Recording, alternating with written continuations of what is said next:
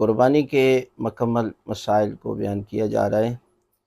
تو قربانی کے جانور میں کچھ چیزیں حرام کرا دی گئی ہیں، تاکہ علم ہونا چاہیے کہ یہ چیزیں جو ہے وہ حرام ہیں، اور یہ حلال جانور میں بھی کھانی حرام ہے۔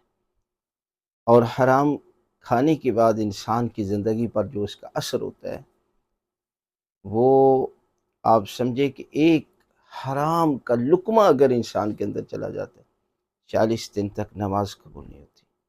اسی طرح یہ جو بکرے کے کپورے لوگ کھا بھی جاتے ہیں، جس طرح لوگوں کو کہا جاتا ہے کہ خرگوش فقہ جعفریہ میں حرام ہے، تو لوگ کہتے ہیں ہم تو کھاتے ہیں۔ آپ کا کھانا دلیل نہیں ہے کہ یہ حلال ہے، اس لیے جو چیز حرام ہے وہ قیامت تک حرام ہے۔